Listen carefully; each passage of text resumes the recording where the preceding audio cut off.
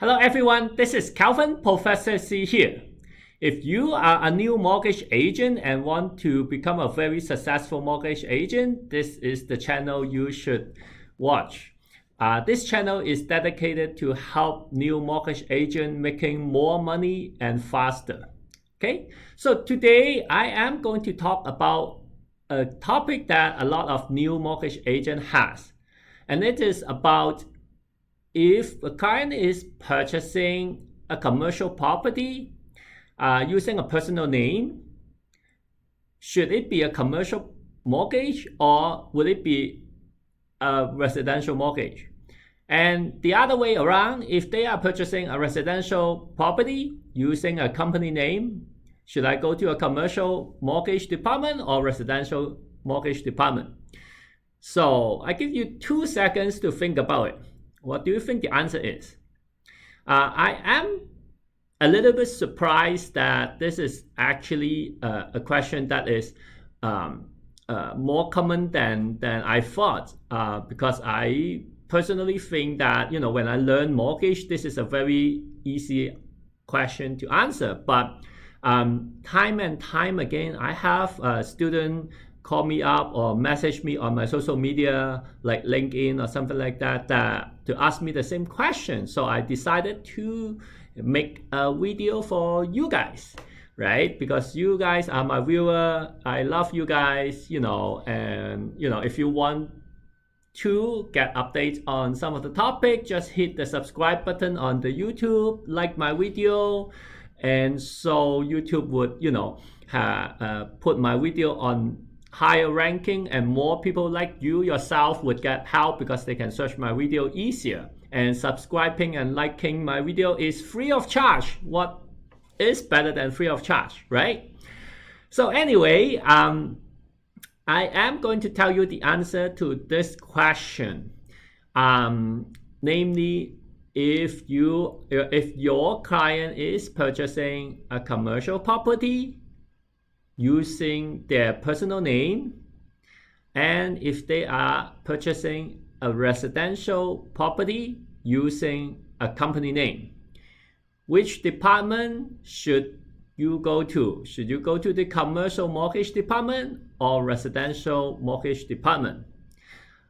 And the answer is, we look at the property. We look at the property.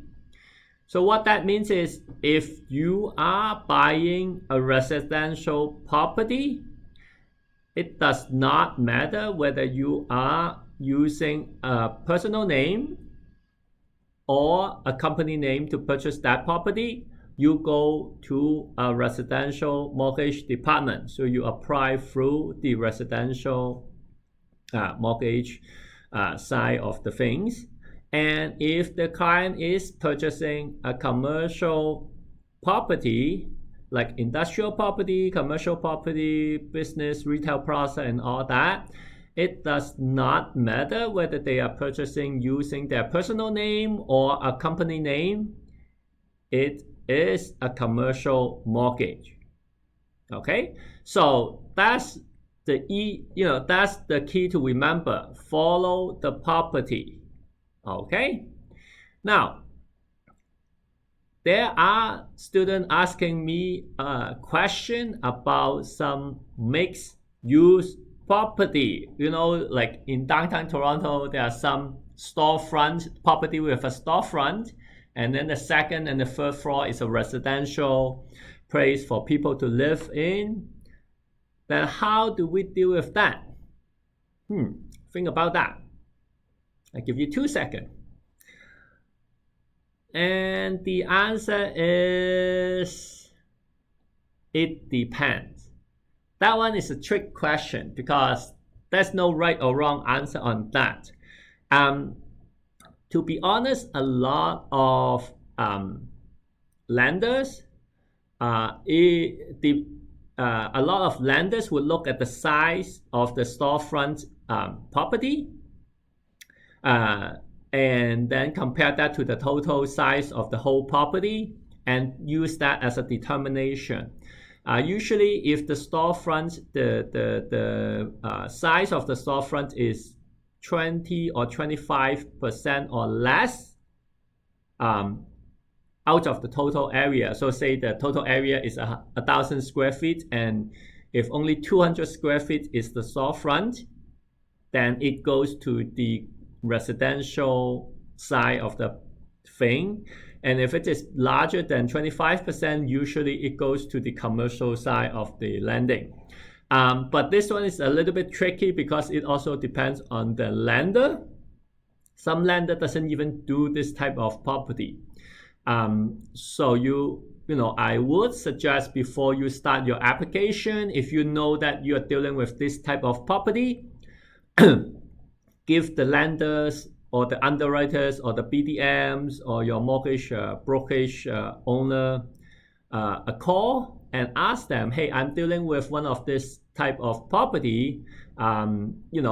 Do you guys count it as a residential mortgage or a commercial mortgage, or do you guys even deal with this type of property, right? Some lenders doesn't even lend to this type of property, right?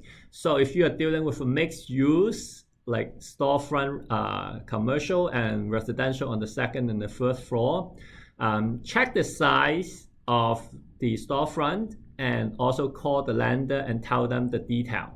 Okay, so I hope you learned something in this video, and if you find this video useful, do go to purchase my book. My book is a handbook that basically teach you